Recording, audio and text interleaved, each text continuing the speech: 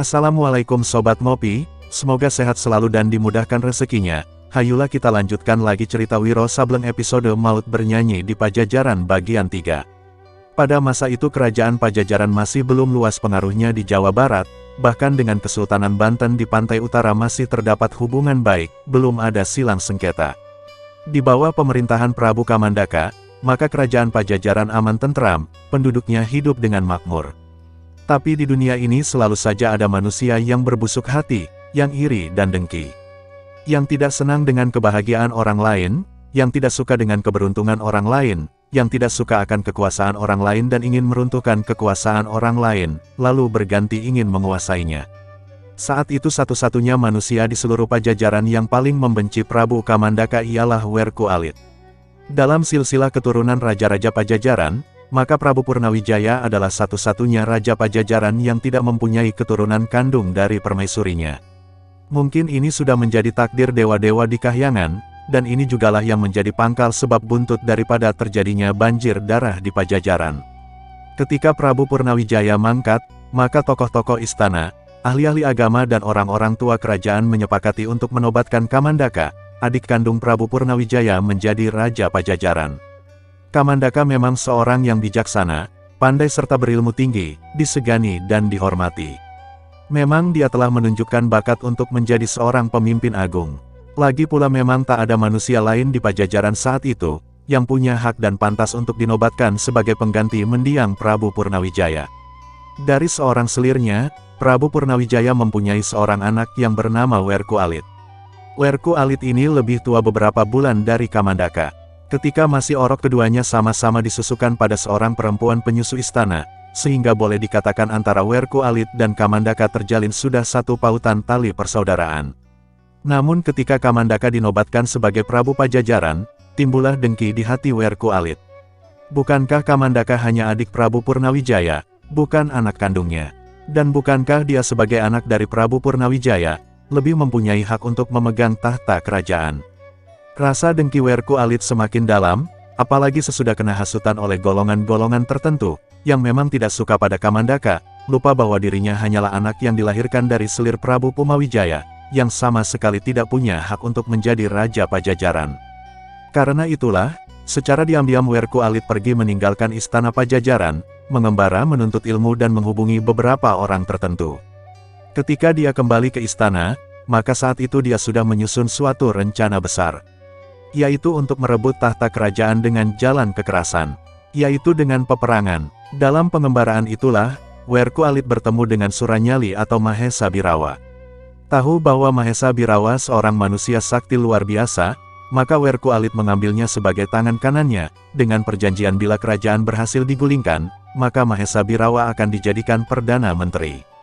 Dalam menjadi tangan kanan membantu rencana busuk Werku Alit, Mahesa Birawa mempunyai rencana sendiri, rencana dalam selimut. Jika kerajaan jatuh ke tangan Werku Alit, maka Mahesa dan kawan-kawan akan menyingkirkan Werku Alit, untuk kemudian dia sendiri yang akan menampilkan diri menduduki tahta kerajaan Pajajaran. Sementara di hutan belantara di sekitar kaki Gunung Halimun, kelihatan bertebaran ratusan buah kemah. Inilah pusat bala tentara pemberontak, yang hendak merebut tahta kerajaan Pajajaran di bawah pimpinan Werku Alit. Sementara Werku Alit kembali ke Pajajaran, maka pimpinan dipegang langsung oleh tangan kanannya yaitu Mahesa Birawa. Di sini berhimpun sekitar 1000 prajurit. Kebanyakan dari pasukan ini, didapat Werku Alit dan Mahesa Birawa dari adipati-adipati kecil yang bernaung di bawah Pajajaran, tapi yang berhasil dipengaruhi dan dihasut oleh kedua orang itu. Bahkan saat itu Mahesa Birawa masih menunggu beberapa orang adipati lagi yang telah dihubunginya. Jika adipati-adipati ini datang, dan menyerahkan beberapa ratus prajurit tambahan, maka dapatlah diatur kapan dilaksanakan penyerangan terhadap Pajajaran. Sementara waktu menunggu, maka semua prajurit senantiasa dilatih perang-perangan. Para kepala-kepala pasukan diberi tambahan ilmu silat dan kesaktian yang lumayan oleh Mahesa Birawa, sedang para adipati yang saat itu sudah bergabung dengan Mahesa Birawa, juga menurunkan beberapa ilmu kesaktiannya. Mahesa merasa sangat menyesal sekali, ketika mendapat kabar bahwa 3 orang anak buahnya yang diam di Jatiwalu, telah menemui ajal akibat bentrokan dengan anak-anak murid perguruan Gua Sanggreng, sedang Kalingundil hilang lenyap entah kemana. Kalau saja keempat manusia itu ada di sana, tentu dia tak perlu susah payah untuk menggembleng kepala-kepala pasukan dan adipati-adipati itu. Tapi tak apa bersusah payah sedikit. Nanti dia akan memetik hasilnya sendiri. Di dalam kemah besar yang terletak di tengah-tengah ratusan kemah di kaki Gunung Halimun itu, mengelilingi sebuah meja bulat telur, maka duduklah 4 orang laki-laki. Yang pertama tak lain dari Mahesa Birawa, berkumis melintang dan badan semakin gemuk. Yang kedua Adipati Karangtretes yaitu Jakaluwing, bercambang bau lebat, potongan tubuhnya tegap dan kekar. Yang ketiga, yang duduk di samping kiri Mahesa Birawa, ialah seorang berbadan tinggi kurus bermuka licin bernama Surablabak. Dia adalah Adipati Manganreja, dan yang terakhir seorang laki-laki berbadan gemuk pendek berkepala sulah, manusia ini bernama Lana Belong, yang adalah Adipati Kendil. Di atas meja, di hadapan keempatnya terletak masing-masing segelas tuak murni dan harum. Ketiga adipati itu telah kena dihasut oleh Mahesa Birawa dan Werku Alit, untuk memberontak terhadap Pajajaran, dan kepada mereka dijanjikan kedudukan sebagai menteri kerajaan bila pemberontakan mereka berhasil. Pada saat Mahesa Birawa dan yang lainnya asik mabok minum tuak, Adipati Karangtretes Jakaluwing bertanya, kapan kira-kira saatnya kita akan menggempur Pajajaran, Dimas Mahesa Birawa? Soal penggempuran itu, sebenarnya saat ini pun kita sudah sanggup melakukannya. Jumlah prajurit sudah cukup, tenaga pimpinan rata-rata sudah berpengalaman dan dapat diandalkan. Cuma kita tak enak kalau meninggalkan saudara-saudara Warok Gluduk dan Tapak Ireng. Kedua adipati itu telah berjanji akan bergabung dengan kita, bersama beberapa ratus prajurit mereka. Ada baiknya jika kita tunggu kedatangan mereka. Sesudah itu baru kita hubungi Raden Werku Alit, untuk menentukan kapan saat yang baik untuk penyerangan. Adipati Jakaluwing manggut-manggut. Begitu lebih bagus, di samping itu, mengingat bahwa di Pajajaran tentunya terdapat tokoh-tokoh pelindung yang berilmu tinggi, maka kita mesti tidak pula menyia-nyiakan bantuan yang hendak diberikan oleh Begawan Sitaraga, yang diam di puncak Gunung Halimun. Hebat sekali kalau Begawan yang tersohor ini ikut di pihak kita, kata Surablabak sambil ngecak togel. Sebenarnya Begawan Sitaraga ini mempunyai dendam kesumat, yang masih belum terbalaskan, terhadap kakek dari Kamandaka. Kalau Begawan ini umurnya setingkat dengan kakek Kamandaka, tentu kini usianya kira-kira sudah 100 tahunan, kata Lana Belong. Kira-kira begitulah, sahut Mahesa Birawa sambil teguk tuaknya. Mahesa Birawa buka mulut kembali, besok aku akan kirimkan 2 orang kurir ke Pajajaran, untuk menemui Raden Werku Alit, akan kuminta kepadanya untuk menyebar mata-mata lebih banyak di dalam istana, guna mengetahui perkembangan terakhir, terutama mencari kabar apakah gerakan kita ini bocor atau tidak. Dan jangan lupa pula, untuk meneliti pertahanan Pajajaran di mana yang lemah, kata Lana Belong. Mahesa Birawa mengangguk. Saudara-saudara adipati, agaknya pertemuan kita malam ini sudah cukup. Sampai besok pagi. Keempat orang itu saling menjura kemudian satu demi satu meninggalkan kemah besar yang khusus untuk tempat perundingan, lalu mereka pun menuju ke kemah masing-masing. Laki-laki itu berjalan di liku-liku lorong bagian belakang istana dengan menundukkan kepala. Sekali-sekali dilewatinya para pengawal. Pengawal-pengawal istana tidak menegur atau menahan laki-laki ini, karena semuanya tahu bahwa laki-laki itu adalah Udayana, pembantu Prabu Kamandaka. Segala urusan rumah tangga sang Prabu, dialah yang mengurusnya. Di pintu besar gedung istana sebelah belakang laki-laki ini berhenti sebentar, lalu menyeberangi halaman kecil dan masuk ke pintu sebuah bangunan kecil yang bagus bentuknya. Justru disinilah 2 orang pengawal memalangkan tombak dan menghentikannya. Udayana berkata kepada pengawal, bahwa dia ingin bertemu dengan Raden Werku Alit untuk suatu urusan. Pengawal itu masuk dan yang seorang tetap di tempatnya. Tak lama kemudian pengawal yang masuk muncul kembali. Kau dipersilahkan menghadap, katanya memberi tahu. Udayana mengangguk dan memasuki pintu gedung.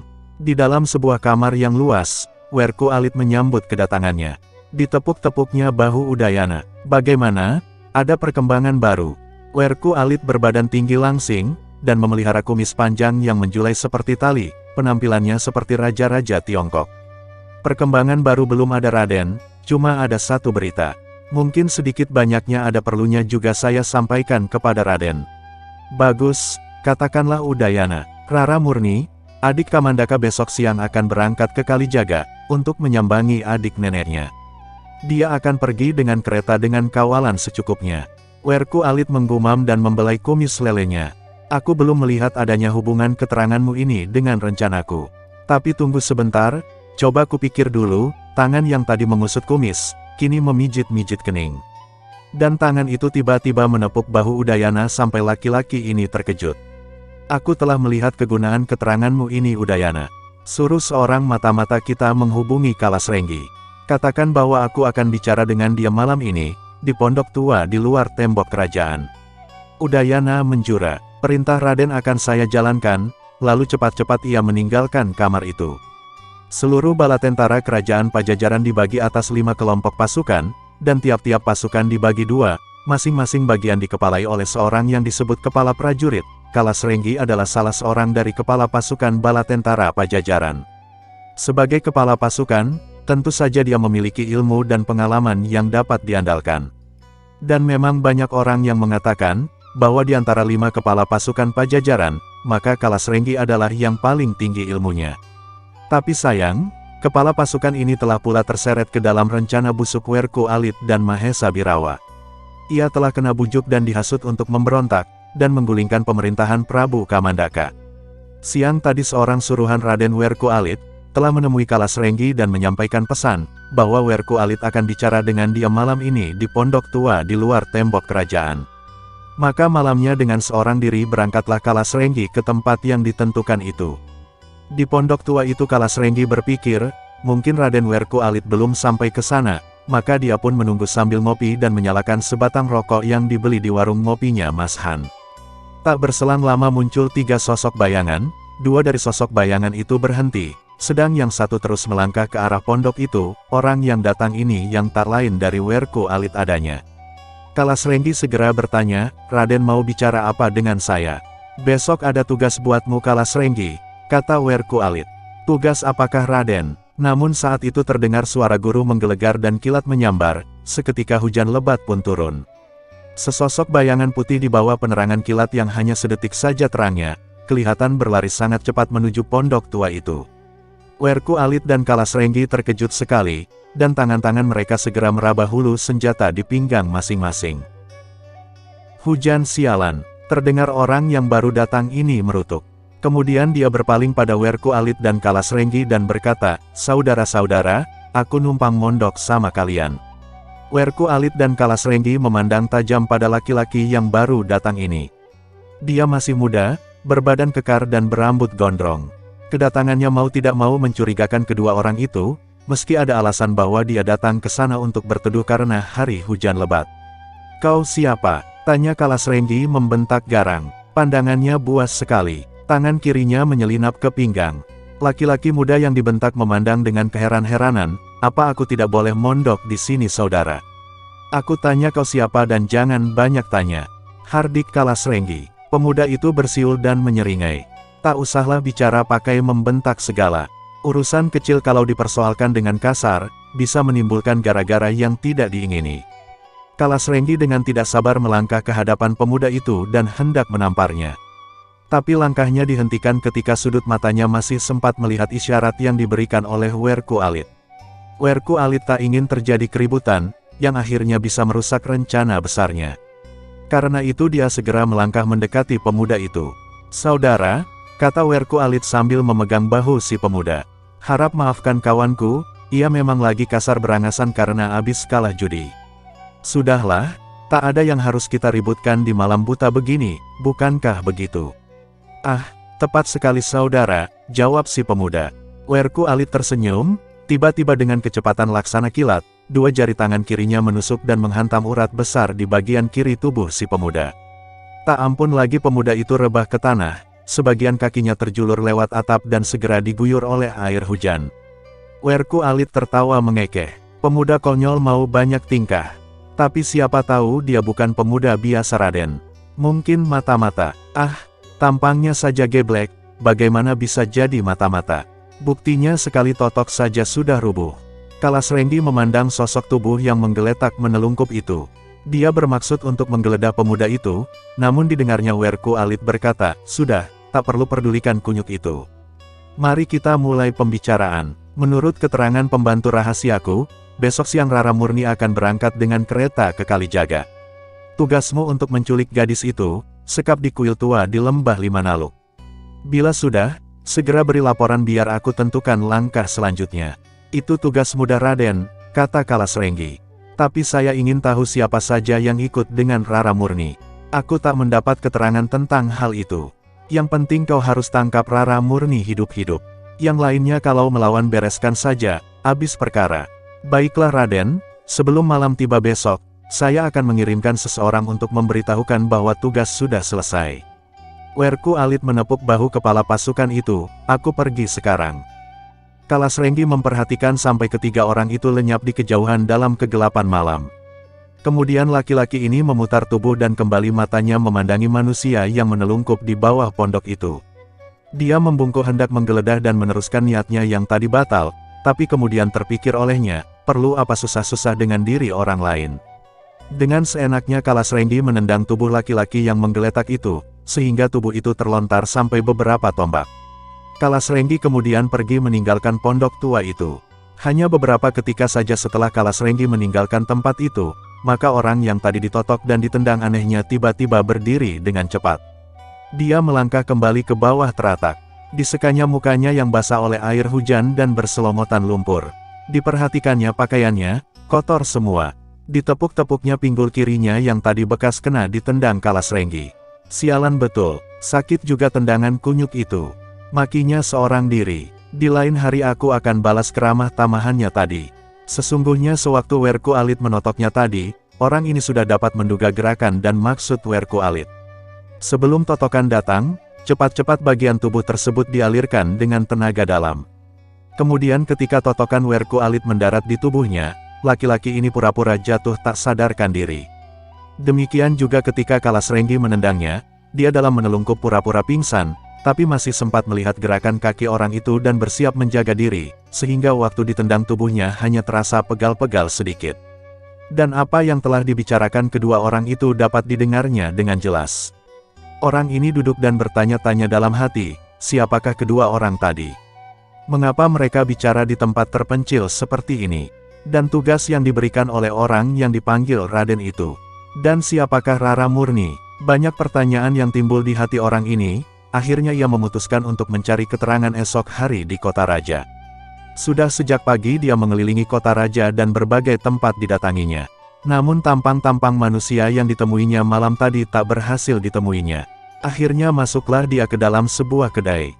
Memang saat itu tenggorokannya sudah seperti terbakar oleh rasa haus, dan perutnya perih keroncongan. Sambil makan dia terus juga berpikir-pikir. Rasanya tak mungkin, orang yang semalam itu gerombolan rampok. Seorang rampok tak mungkin dipanggil Raden. Pasti yang dipanggil Raden itu seorang bangsawan kaya. Lalu kenapa bangsawan kaya mau menculik gadis orang? Mungkin pernah melamar tapi tak diterima. Ketika dia memandang berkeliling ternyata kedai itu sudah penuh dengan tamu-tamu yang makan siang. Dengan perut kenyang dia kemudian melangkah mendekati pemilik kedai. Ditanyakannya berapa jumlah yang harus dibayarkannya, lalu diberikannya sejumlah uang. Si pemuda mendekati pemilik kedai dan berkata perlahan, uang yang kulebihkan itu untuk membayar beberapa keterangan darimu. Keterangan apa? Si orang tua kerenyitkan kening. Mungkin bapak kenal dengan seorang perempuan bernama Rara Murni. Pertanyaan ini membuat si orang tua lebih heran. Semua orang di Pakuan ini tahu siapa Rara Murni, katanya.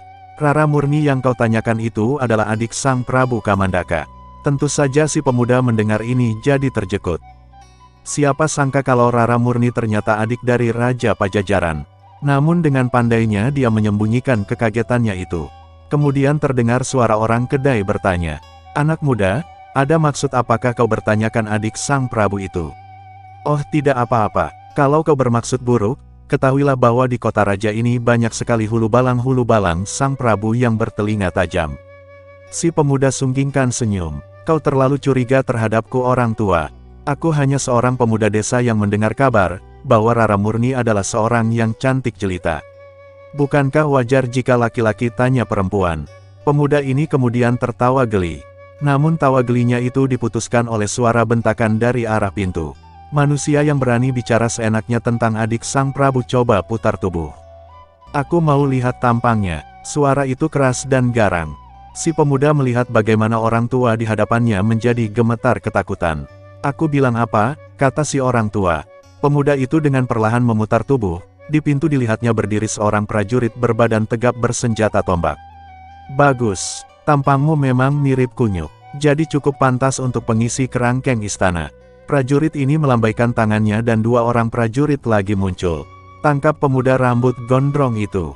Dia telah menghina adik sang prabu." Dengan tombak terhunus, kedua prajurit itu melangkah ke hadapan pemuda rambut gondrong. "Sebentar saudara, sebentar," kata si pemuda sambil pentangkan kedua telapak tangannya ke muka. Selarik sinar halus berhembus ke arah jalan darah kedua prajurit itu. Dan semua mata dalam kedai yang tak tahu menahu hal itu, hanya menyaksikan bahwa kedua prajurit itu hentikan langkah, karena memenuhi permintaan si pemuda. Padahal dua prajurit itu sudah kena ditotok dari jarak jauh, dan berdiri kaku tak bisa bergerak tak bisa bicara. "Sebentar, aku mau bicara dulu," kata pemuda rambut gondrong, kini pada prajurit yang di pintu. "Bicara apa? Lekas katakan." Seekor lalat terbang dan hinggap di lengan kiri si rambut gondrong. "Ah, lalat ini, mengganggu aku saja yang hendak bicara," kata si rambut gondrong. Dengan jari-jari tangan kanannya disentilnya lalat itu. Namun tujuan sebenarnya bukan binatang itu. Sang lalat memang terpental mati dengan tubuh hancur, tapi angin sentilan terus menotok jalan darah prajurit yang berdiri di pintu kedai. Orang-orang tetap melihat dia berdiri sebagaimana biasa, tapi sesungguhnya tubuhnya sudah kaku tegang. Si rambut gondrong datang ke hadapannya, pura-pura membisikkan sesuatu lalu menepuk bahu prajurit itu dan berlalu. Orang-orang mulai menjadi heran, dan beberapa ketika saja sesudah pemuda aneh tadi lenyap tiba-tiba, ketiga prajurit itu rebah ke tanah susul menyusul. Begitu mereka kembali sadarkan diri, kedai itu menjadi ramai. Tiga prajurit dengan rasa malu, geram dan amarah meluap memburu keluar kedai, tapi si rambut gondrong sudah lama lenyap. Tiga prajurit ini tiada lain adalah anak buah Kalas Renggi. Sewaktu pemuda rambut gondrong mengelilingi kota raja, untuk mencari dua manusia yang ditemuinya malam tadi, di pondok tua di luar tembok kerajaan, maka tanpa ia sadari sepasang mata telah menguntitnya. Yang menguntit tiada lain dari Kalas Renggi, yang saat itu tengah bersiap-siap untuk melaksanakan tugas yang diberikan oleh Werku Alit. Ketika si rambut gondrong masuk kedai, maka dikirimnya tiga orang prajurit ke sana. Diperintahkannya untuk menangkap pemuda itu dengan alasan yang dibuat-buat. Bila sudah ditangkap, maka pengusutan lebih lanjut siapa adanya pemuda ini, akan dilakukan Kalas Renggi sesudahnya dia selesai melakukan tugas dari Werku Alit. Ketika mereka masuk dengan diam-diam, mereka telah mencuri dengar apa yang dipercakapkan si rambut gondrong dengan orang kedai. Ini mereka jadikan alasan untuk menangkap pemuda itu. Namun karena tiga prajurit ini hanyalah mengandalkan tenaga kasar, tak mempunyai ilmu dalam, maka dengan mudah si rambut gondrong mempermainkannya. Kalau Rara Murni adalah adiknya Raja Pajajaran, pasti peristiwa penculikannya mempunyai latar belakang yang besar dan buntut panjang. Dia menengadah ke langit. "Ah, cepat benar bergesernya matahari," katanya lagi. Dan ketika dia berpapasan dengan seorang penjual sayur maka bertanyalah dia, "Bapak, manakah jalan yang menuju ke lembah Limanaluk?" "Ikuti saja terus jalan ini, jangan belok. Limanaluk sekira setengah hari perjalanan dari sini." Pemuda yang bertanya mengucapkan terima kasih lalu melanjutkan perjalanannya kembali. Kereta itu bagus dan mungil potongannya. 2 ekor kuda coklat yang menariknya berlari kencang. 4 prajurit terpercaya mengawal kereta ini. 2 orang di depan, 2 lainnya di belakang. Debu menggebu-gebu sepanjang jalan yang mereka lalui. Setelah 2 jam perjalanan meninggalkan kota Praja, jalan yang ditempuh mulai banyak lobang-lobang dan batu-batunya. Kusir memperlambat jalan kereta, terutama ketika melewati satu pengkolan tajam. Selewatnya sebuah penurunan jalan yang mereka lalui, baik kembali dan menyusuri tepi sebuah kali kecil berair jernih. Prajurit di depan sebelah kanan melambaikan tangan memberi tanda berhenti. Ketika kereta itu berhenti, maka tersibaklah tirai jendela dan sebuah kepala berparas jelita munculkan diri keluar. "Ada apa berhenti?" Suara gadis ini bertanya begitu merdu. Kepala pengawal menjura sedikit dan menjawab, "Kuda-kuda kita perlu diberi minum Tuan Puteri." Rara Murni menutupkan tirai jendela kembali. Kusir turun dari kereta dan membawa kedua ekor kuda coklat ke tepi kali. 6 ekor binatang itu kemudian seperti berebutan memasukkan mulutnya ke dalam air kali yang bening. Beberapa ketika berlalu, maka rombongan bersiap-siap untuk melanjutkan kembali. Namun belum lagi kusir naik ke atas kereta, 4 orang penunggang kuda muncul di tempat itu. Badannya tegap dan muka mereka tak dapat dikenali, karena kepala masing-masing tertutup dengan kerudung kain hitam yang dilubangi di bagian matanya. "Perjalanan kalian hanya sampai di sini," kata penunggang kuda paling depan. Suaranya berat dan parau disertai dengan tenaga dalam, sehingga tak mungkin untuk mengenali suaranya yang asli. 4 pengawal kereta yang tahu bahwa manusia-manusia berkerudung kain hitam itu datang bukan dengan membawa maksud baik segera cabut pedang. Melihat ini, orang yang tadi bicara tertawa mengekeh. "Kalian kunyuk-kunyuk Pajajaran, kalau masih ingin selamatkan batang leher segeralah tinggalkan tempat ini. Bangsat rendah, berani menghina prajurit kerajaan, terima pedangku," bentak kepala pengawal. Dia melompat ke muka dan pedangnya berkelebat, berkilauan ditimpa sinar matahari. Manusia berkerudung sentakkan tali kekang kuda dan miringkan badan. Berbarengan dengan itu kaki kanannya meluncur dengan sangat cepat. Kepala pengawal kereta terpekik, pedangnya lepas, sedang sambungan sikunya yang dimakan tendangan tanggal dari persendian. Dia mengeluh kesakitan, terbungkuk-bungkuk sambil memegangi sambungan sikunya yang copot. 3 pengawal yang lain tanpa banyak bicara segera menyerbu, dan disambuti oleh 3 laki-laki lainnya yang memakai kerudung. Setelah terlibat dalam 2 jurus pertempuran, maka terdesaklah ketiga pengawal kereta. Sementara itu di dalam kereta, mendengar suara ribut-ribut dan disusul dengan suara beradunya senjata, dengan hati cemas Rara Murni singkapkan tirai jendela. Dia terkejut sekali melihat ada sesosok tubuh berkerudung melangkah mendekati kereta, dan mengulurkan tangan untuk membuka pintu kereta. "Rara Murni, kau tak usah cemas. Apa yang terjadi di sini hanya pertunjukan biasa saja, silahkan turun." "Kalian siapa? Siapa kami itu tidak penting. Turunlah, rampok-rampok biadab. Kalau kalian tahu siapa aku segeralah tinggalkan tempat ini sebelum pasukan kerajaan datang menumpas kalian." Laki-laki berkerudung tertawa bergelak. Dibukanya pintu kereta dan diulurkannya tangan kanan untuk menarik Rara Murni keluar dari kereta. Kusir kereta yang sejak tadi seperti terpukau melihat pertempuran yang berkecamuk di depan matanya, ketika mengetahui bahwa Rara Murni hendak diperlakukan secara kasar, segera mengambil cambuk kereta dan menderu punggung laki-laki berkerudung. "Rampok laknat, berani mengganggu adik sang Prabu." Dan cambuk itu mendera lagi beberapa kali. Laki-laki berkerudung memutar tubuh. Sekali dia gerakkan tangan maka berhasillah dia merampas cambuk itu. Dan kini cambuk itu dipakainya untuk melecuti muka kusir kereta. Kusir ini menjerit-jerit, kemudian dengan kalap mencabut golok pendeknya dan menyerang si muka berkerudung. Namun hanya dengan mengelak dan sekali tendang saja, maka kusir kereta itu terpelanting ke tebing kali, dan akhirnya nyemplung ke dalam kali. Pertempuran antara 3 prajurit pengawal dan 3 laki-laki berkerudung lainnya tak berjalan lama. Ketiga pengawal itu menggeletak di tanah bermandikan darah.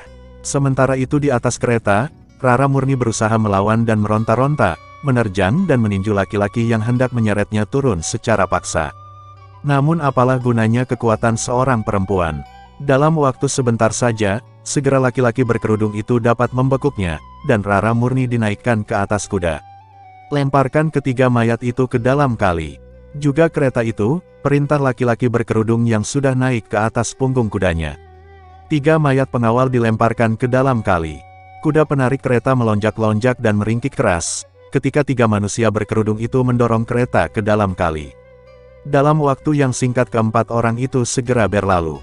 Yang tinggal kini di tempat itu hanya bekas-bekas pertempuran, darah dan mayat, kereta dan kuda yang masih terus meringkik-ringkik, sementara tubuhnya dengan perlahan tapi pasti tenggelam ke dalam kali.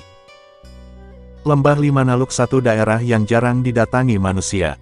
Daerah ini sunyi sepi, ditumbuhi pohon-pohon raksasa dan semak belukar lebat. Kesinilah keempat manusia berkerudung itu membawa Rara Murni. Di hadapan sebuah kuil tua, mereka berhenti dan menurunkan gadis itu yang sampai saat itu masih terus juga melawan dengan segala daya yang ada. "Rara Murni, kalau kau tak banyak cincong, aku tak akan perlakukan kau dengan kekerasan.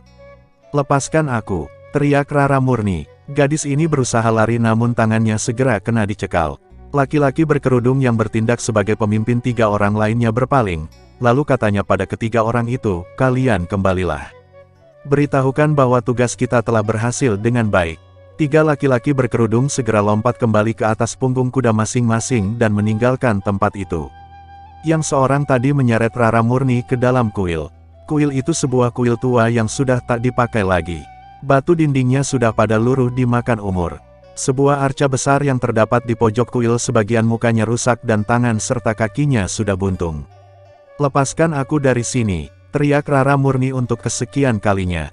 "Kau terlalu banyak cerewet Rara Murni," kata laki-laki berkerudung.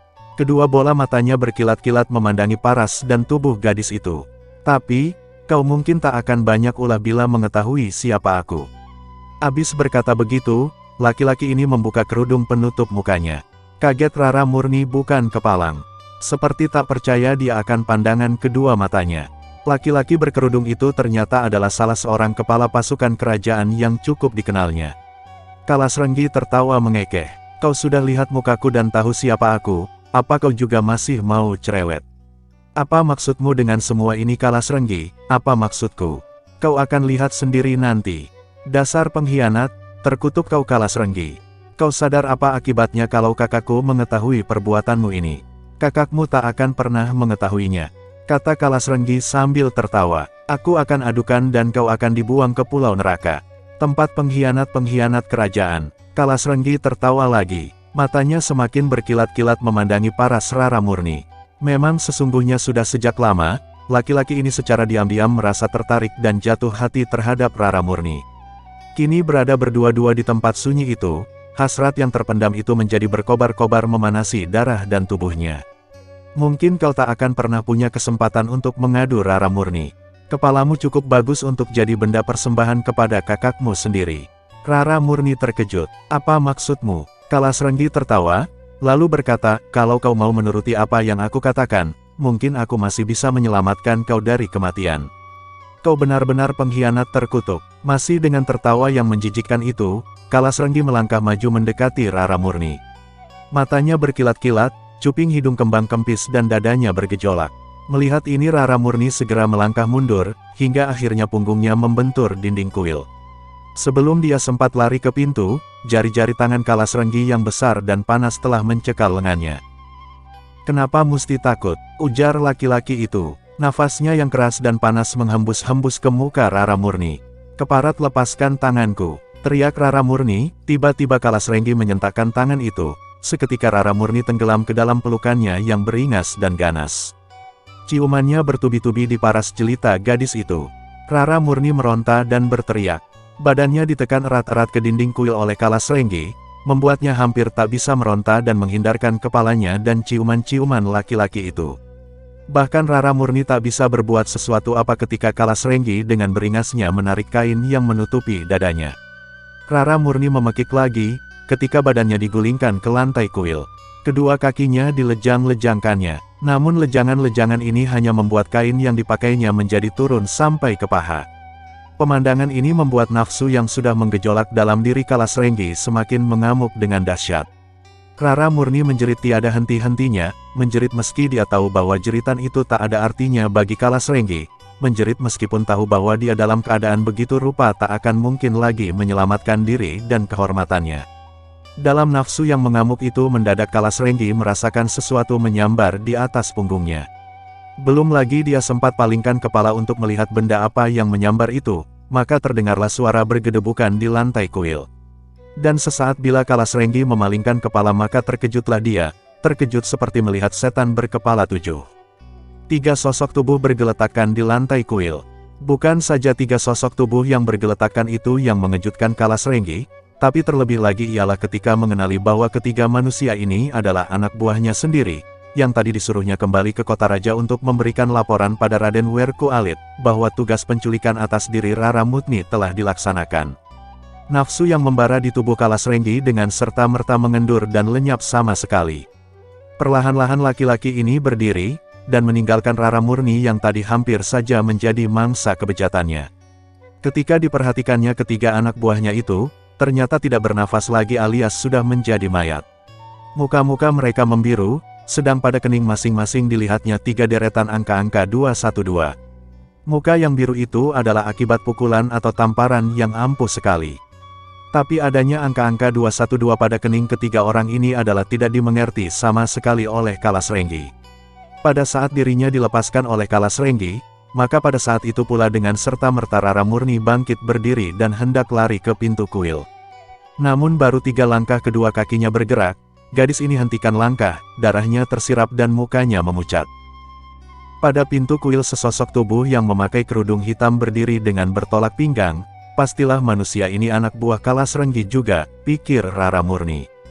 Kalasrenggi sendiri ketika melihat bayangan seseorang di pintu kuil cepat menoleh, dan kembali mukanya dilanda rasa terkejut. Dia tidak kenal dengan manusia berkerudung di pintu itu, tapi dia yakin, jika laki-laki ini bukanlah orangnya, tapi kerudung hitam yang dikenakannya, adalah kerudung salah seorang anak buahnya yang telah menemui ajal dengan cara yang aneh itu. Bukan tidak mustahil manusia ini pula lah yang telah menamatkan riwayat 3 anak buahnya itu. Meski amarahnya tidak terkirakan, namun Kalasrenggi tidak mau bertindak gegabah. Sepasang matanya memandang tajam, seperti mau menembus kerudung yang menutupi kepala sosok tubuh manusia, yang berdiri di pintu kuil itu. "Tamu tak diundang, silahkan buka kerudung," kata Kalasrenggi. Orang yang di pintu menyeringai di balik kerudung hitamnya. Lalu terdengarlah suara tertawanya, mula-mula mengekeh perlahan, tapi kemudian menjadi tawa bergelak yang menggetarkan gendang-gendang telinga, serta menggetarkan dinding-dinding kuil tua itu. Kalasrenggi bersiap-siap dengan tenaga dalamnya dan berlaku waspada. Kalau suara tertawa manusia ini dapat menggetarkan gendang telinga bahkan menggetarkan dinding kuil, maka ini suatu pertanda bahwa siapapun adanya manusia ini, dia bukanlah orang sembarangan. Dan semakin yakin Kalasrenggi, bahwa orang inilah yang telah menewaskan ketiga anak buahnya. Lain halnya dengan Rara murni, kalau tadi hatinya kecut dan takut melihat munculnya manusia berkerudung ini, maka setelah mengetahui bahwa dia bukanlah di pihaknya Kalasrenggi, diam-diam Rara murni menjadi sedikit lega hatinya. Tapi dia tak tahu apakah manusia yang baru datang ini adalah tuan penolongnya, ataukah seseorang yang lebih bejat dan terkutuk dari Kalasrenggi. Selain itu dia sendiri masih belum dapat melihat tampang orang ini. Hati Kalasrenggi serasa dibakar karena ucapannya disahuti dengan suara tertawa macam begitu oleh si kerudung hitam. Maka berkatalah dia dengan menunjukkan nyali besar, "Kalau kau tak mau buka kerudung, terpaksa aku turun tangan." Orang berkerudung hentikan tawanya dan menjawab, diri manusia tidak diukur dari tampangnya, tapi dari hatinya. Bila dia seorang prajurit, maka kejujuran hati, kesetiaan dan baktinya pada kerajaanlah yang menjadi ukuran. Merah paras Kalasrenggi mendengar kata-kata ini. Si kerudung hitam tertawa dan berpaling pada Rara murni dan berkata, "Bukan begitu Tuan Puteri Rara murni." Rara murni tak menyahuti, tapi dia menjadi terkejut, karena tak menyangka kalau laki-laki itu tahu namanya. Dan beratlah dugaannya bahwa laki-laki ini adalah orang dalam juga. Orang kerajaan juga, entah pengkhianat entah seorang penolong. Tapi kalau dia bermaksud menolong, mengapa mesti pakai kerudung hitam segala? Manusia berkerudung hitam itu berkata, "Kalau kau memang kepingin melihat tampangku, baiklah. Aku tak keberatan untuk membuka kerudung hitam ini, tampangku memang buruk, namun jika dibandingkan dengan tampangmu, masih mendingan aku kemana-mana." Sambil tertawa laki-laki ini membuka kerudung hitam yang menutupi kepalanya. Bila Rara murni memandang ke muka di balik kerudung yang telah dibuka itu, ternyata laki-laki yang berdiri di pintu adalah seorang pemuda gagah berambut gondrong. Meski tertawanya tadi mengekeh dan bergelak, namun parasnya yang gagah itu condong kepada paras anak-anak. Sebaliknya begitu menyaksikan tampang manusia di depannya, kedua mata Kalasrenggi menyipit, kulit mukanya mengerenyit. Otaknya berputar dengan cepat, mengingat-ingat di mana dia pernah melihat pemuda ini sebelumnya. Dan di saat dia ingat, maka menggeramlah Kalasrenggi. Pemuda yang ada di hadapannya saat itu, tak lain daripada pemuda yang malam tadi telah berteduh di teratak di luar kota raja, sewaktu hari hujan lebat dan sewaktu dia tengah bicara dengan Werku Alit. Juga pemuda inilah yang kemudian ditotok Werku Alit. Dan dia sendiri menghadiahkan satu tendangan. "Ingat siapa aku, saudara?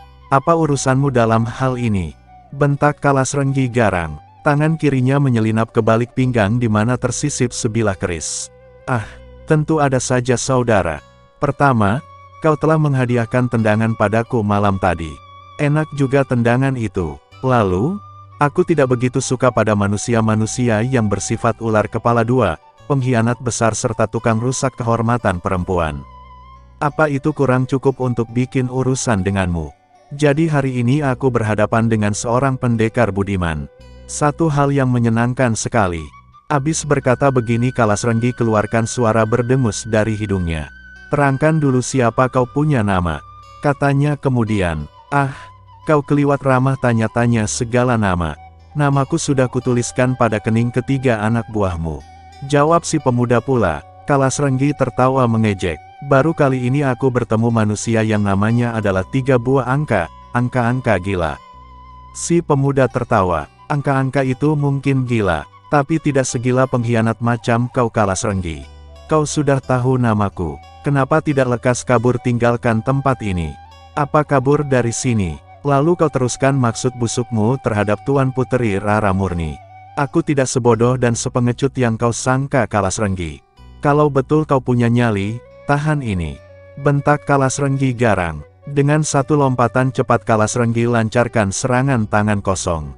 Tapi serangan yang hebat ini dapat dielakkan lawan dengan mudah bahkan sambil bersiul dan tertawa-tawa. Kalasrenggi, kalau mau adu jotos jangan di dalam sini, mari keluar. Kata si pemuda rambut gondrong atau pendekar 212 Wiro Sableng. Sengaja dia berkata begitu, karena khawatir dalam pertempuran nanti, Rara Murni yang juga berada di ruangan itu akan mendapat celaka.